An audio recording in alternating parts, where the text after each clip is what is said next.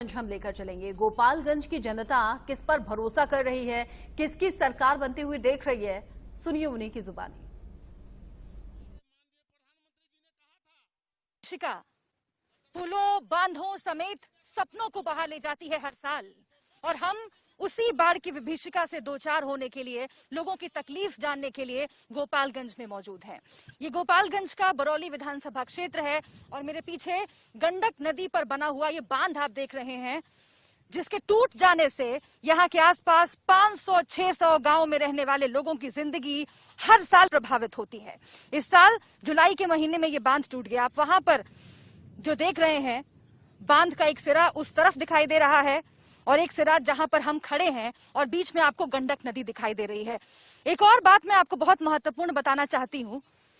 मेरे ठीक सामने अगर कैमरा पैन करके उस गाइड बांध को दिखाया जाए, देखिए अंग्रेजों के जमाने का बना हुआ ये बांध है।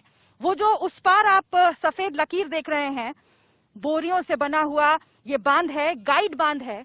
जब बाढ़ आती है तो सबसे पहले पानी वहां पर रुकता है। अगर उस बांध ने उस पानी को रोक लिया तो इस तरफ वाले जो गांव हैं वो बच जाते हैं, वहां के लोग सुरक्षित रह जाते हैं। लेकिन अगर पानी रिस रिस कर वहां से आगे आया तो इस बांध तक पहुंचता है जहां पर हम खड़े हैं। और ये बांध अंग्रेजों के जमाने का बना हुआ, हर साल फिर से एक बार बोरियों के जरिए इसे बनाया जाता है, लेकिन इतना कमजोर कि ये टूट जाता है। ये टूट जाता है और इसके बाद न सिर्फ गोपालगंज के कई प्रखंड, बल्कि छपरा, सिवान, यहां तक इस बाढ़ की विभीषिका जो है वो लोगों को झेलनी पड़ती है। यहाँ पर तमाम लोग, गांव के लोग हमारे साथ मौजूद हैं। हम उन्हीं की जुबानी समझने की कोशिश करेंगे कि आखिर कितनी तकलीफ इन लोगों को उठानी पड़ती है। हम लोग कैसे संभालेंगे? वो पानी बहते रह गया, ठेकेदार लोग खटते रह गया। हाँ, तो वो सब पानी माना नहीं, सब नुकसान हुआ। सब हर साल टूट जाता है। हाँ, हर साल टूट जाता है। आप लोग बताइए कि कितना दिक्कत तो बहुत होता होगा। जैसे कि चाची बता रही है कि मवेशी डूब जाए। एक में टूटा था वहाँ पर, फिर 2002 में टूटा था यहीं पर, और फिर 2020 में टूटा है यहाँ पर। तो जब टूटा उसके बाद आप लोगों ने क्या किया? क्योंकि पास में NH-28 है और मुझे लोग बता रहे हैं कि वहां तक पानी घुस जाता है, वाहन यहाँ वहां नहीं जा पाते हैं। तो फिर आप लोग जाते कहाँ हैं, कैसे अपने बच्चों को? चाचा आप बताइए क्या किया फिर आप लोगों ने? तो हम लोग क्या करें, हम लोग अपना व्यवस्था से करते हैं। अच्छा, तो आप भी बताइए चाचा, अभी साइकिल से जा रहे हैं? अभी हमने देखा आप साइकिल से जा रहे थे, फिर कैसे आना जाना करते हैं? नेता लोग से शिकायत किया कभी? कहाँ से नेता लोग शिकायत नहीं करा, कोई आता ही नहीं है यहाँ पर, तो शिकायत क्या करेंगे हम लोग? किसी को अभी पता है इलेक्शन के टाइम में सब अपने में जुड़े हुए हैं। अभी तो सब लोग पैदल आते हैं, ये साइकिल लेके, टांग के लेके पार करते हैं। कोई जाता है, कोई मोटरसाइकिल लेके, धीरे धीरे पैदल लेके। देखिए साइकिल वाला सब आ रहे हैं, देख रहे हैं, वो ऐसे ऐसे आते हैं जाते हैं। दूर जो साइकिल से लोग आ रहे हैं उसके बारे में चचा बता रहे हैं कि इसी तरीके से बड़ी मुश्किल से यहाँ से एक गांव से दूसरे गांव या फिर शहर अगर जाना होता है तब तो और तकलीफ होती है। नहीं तो इसे मेन रोड होके यहाँ से निकलते हैं, इधर मेन रोड होके सीधे गोपालगंज निकलते हैं, इधर से जाते हैं सब। और जो साइकिल वाला है अब मेन रोड पर नहीं ना जाएगा, वो अब साइकिल लेके डुगरा के खेते खेते ऐसे निकल के कहीं बांध पर चढ़ के फिर आगे की ओर जा रहा है। जैसे वो लोग आ रहे हैं, मोटरसाइकिल वैसे ही आता है, उधर से पार डूब भी जाता होगा, एक्सीडेंट हो जाता होगा। हाँ, एक्सीडेंट हो ही जाता होगा। तो चाची आसपास में कितना, करीब 500-600 गांव है? हाँ, 500-600 गाँव बा, बहुत गाँव बाटे। जहाँ से छपरा पटना तक ले आदमी परेशानी में बाटे। हमनी के परेशानी के चलते छपरा तक ले आदमी परेशानी में बाटे।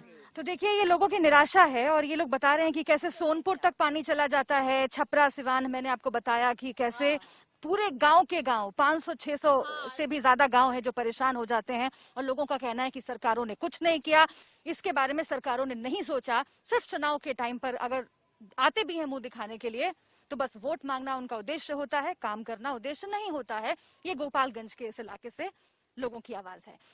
इस गांव के किसानों का हाल हम समझने की कोशिश करेंगे, क्योंकि पिछले कुछ महीनों में आपने भी देखा और सुना होगा कि कैसे कृषि कानूनों को लेकर खूब बात हुई। 3 कृषि कानून बने, उसको लेकर देश भर में प्रदर्शन भी हुए, खासतौर से हरियाणा और पंजाब के किसानों ने प्रदर्शन किया। लेकिन बिहार का जब जिक्र आया तो ये कहा गया कि यहाँ पर मंडी सिस्टम पहले ही खत्म हो गया था और इसीलिए यहाँ के जो किसान हैं वो अपेक्षाकृत अच्छी हालत में हैं। क्या वाकई ऐसा है? क्या वाकई फसल का वाजिब दाम जो है वो किसानों को मिल पा रहा है? हम ये समझने की कोशिश करेंगे। और चूंकि बात गन्ना की हो रही है, आप समझिए इस बात को कि गन्ना वो फसल है जो शुरुआत से ही कॉन्ट्रैक्ट फार्मिंग के तहत किया जा रहा है, उपजाया जा रहा है। एक खास सर्वे होता है चीनी मिलों की तरफ से, ये तय कर लिया जाता है कि कितने भूमि में, कितने एरिया में गन्ना उपजाया जाना है, किस तरह की क्वालिटी होगी, कितनी मात्रा होगी और किस दाम पर उसे खरीदा जाएगा, ये भी पहले से तय कर लिया जाता है। लेकिन क्या ये सिस्टम सही तरीके से काम कर रहा है? क्योंकि 3 कानूनों में से एक कानून ये भी कहता है कि कॉन्ट्रैक्ट फार्मिंग को बढ़ावा दिया जाएगा और तमाम फसल जो है वो कॉन्ट्रैक्ट फार्मिंग के तहत बेची जाएंगी। निजी कंपनियों का सीधा कनेक्शन होगा किसानों से और इससे किसानों को फायदा होगा।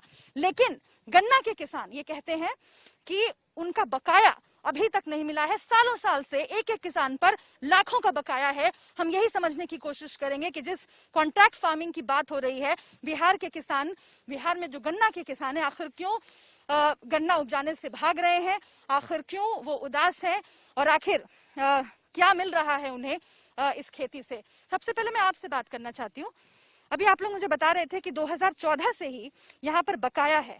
पूरा प्रोसेस क्या होता है? नहीं, जो गन्ना आप लोग जब उपजाते हैं, कंपनियां आपके पास आती हैं, मिल आता है, किस तरीके से सब कुछ तय होता है और फिर क्या खराब है व्यवस्था कि आप लोगों का इतना लंबा लंबा बकाया है कई साल से? पहले से ये है कि एक तो डिफर का पैसा नहीं मिलता है और दूसरा जो है अभी जो है सीजन में गिरा दिए तो बाकी रह गया। लास्ट में 1-2 महीना रहता है वो पैसा मिल जाता है, बाकी ही रह जाता है। वो जो है बाटा वगैरह पर रखते हैं तो पहले बाटा भी रख लेता था, आज वो बाटा भी नहीं रख रहा है। किसान के खेत में जो है पुर्जी जो है रखा हुआ है, घर में जो है पुर्जी रखा हुआ है।